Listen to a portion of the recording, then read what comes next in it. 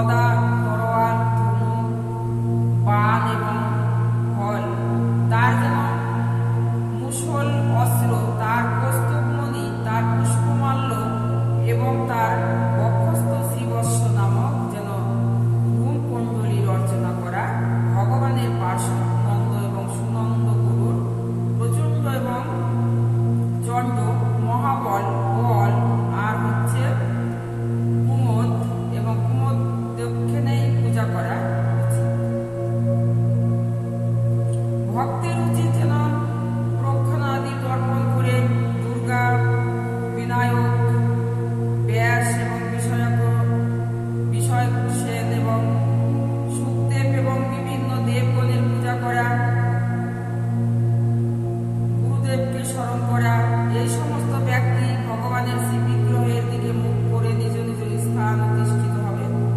অর্চনকারী শ্রী বিগ্রহকে যেন চন্দনের ঘ্রাণযুক্ত জল, তুলসীর মূল এবং কর্পূর, কুমুদ, অগ্র সহকারে যথাসাধ্য ঐশ্বর্যমণ্ডিত ভাবে প্রতিদিন স্নান করাবে। সে বিভিন্ন প্রকার বৈদিক মন্ত্র যেমন স্বর্ণ কর্ম নামে যেন পরিচিত অনুবাদ, মহাপুরুষাবিদ্য, পুরুষ সূক্ত এবং সাম বেদোক্ত বিভিন্ন গীত যেমন রাজন এবং তার বহিন্য থেকে পাঠ এবং গান করবে। আবার আমার ভক্ত আমাকে তারপর প্রেম সহকারে বস্ত্র উপকৃত বিভিন্ন অলঙ্কার, তিলক চিহ্ন এবং মাল্য দ্বারা সজ্জিত করবে। আর যথাবিধানে আমার অঙ্গে যেন সুগন্ধি তেল লেপন করবে। অর্চনকারীর উচিত শ্রদ্ধা সহকারে আমাকে চরণ এবং মুখ যেন প্রক্ষালনের জল, সুগন্ধি তেল, পুষ্প এবং অক্ষত শস্য, তার সঙ্গে ধূপ, দীপ এবং অন্যান্য নৈবেদ্য অর্পণ করা।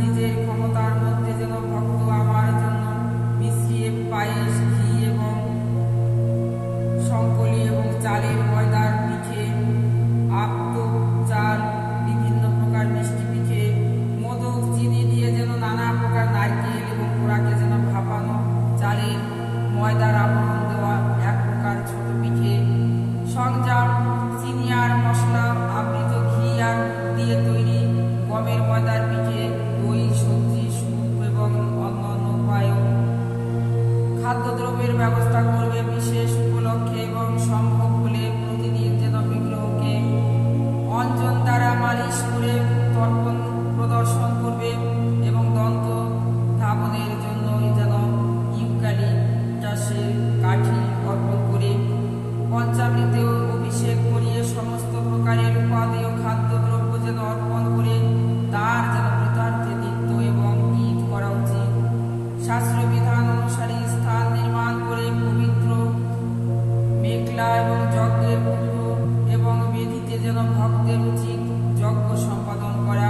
নিজ হস্তে কাষ্ঠ অর্পণ করে ভক্ত যেন যজ্ঞাঘি প্রজ্বলিত করবে। মাটিতে কুশ ঘাস বিছিয়ে তার উপর জল সিঞ্চন করে বিধান অনুসারে যেন আধ্যায়ন এবং সম্পাদন করা উচিত। তারপর যেন আহুতির দ্রব্যাদি ব্যবস্থা করে যেন আমোচন পাত্র থেকে জল সিঞ্চন করে সেগুলিকে শুদ্ধ করা উচিত। তারপর যেন অর্চনকারী যজ্ঞাঘির মধ্যে আমার ধ্যান করবে। বুদ্ধিমান ভক্তগণের উচিত তপ্ত কাঞ্চন বর্ণ যেন বিশিষ্ট শঙ্খ, চক্র, গদা এবং পদ্মধৃত যেন চতুর্ভুজ শান্ত পদ্মকেশর বর্ণ বস্ত্র গৃহীত ভগবানের ধ্যান করা। তারপর মুকুট, বস্ত্র, বলয় এবং কোমর বন্ধন এবং সুন্দর রাজবন্ধ অত্যন্ত উজ্জ্বল। তার পক্ষে রয়েছে শ্রীবৎস চিহ্ন, তার সঙ্গে রয়েছে যেন দীপ্তিমান কৌস্তুভমণি এবং বনফুলের মালা। তারপর ভক্ত ভগবানকে হৃতসিক্ত যেন কাষ্ঠখণ্ড যজ্ঞাতিতে যেন নিক্ষেপ করে পূজা করবে। তারপর উচিত হৃতসিক্ত আহুতি বিভিন্ন দ্রব্য অগ্নিতে অর্পণ করে আদার অনুষ্ঠান সম্পাদন করা। তারপর 16 ছত্রের যেন পুরুষ সূক্ত এবং প্রতি বিগ্রহের মূল মন্ত্র উচ্চারণ করে যমরাজাদি 16 এবং দেবতাকে যেন নিষ্কৃতকৃত নামক আহুতি প্রদান করা উচিত।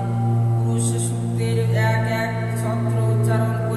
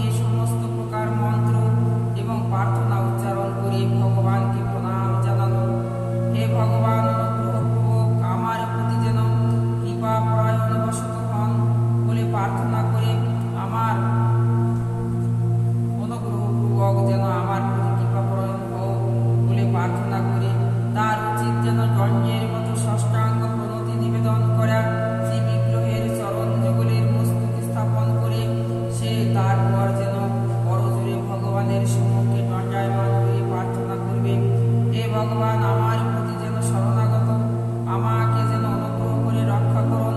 মৃত্যুর মুখ গহ্বরে দণ্ডায়মান আমি যেন ভবসমুদ্রে পতিত হয়ে অত্যন্ত ভীত বোধ করছি।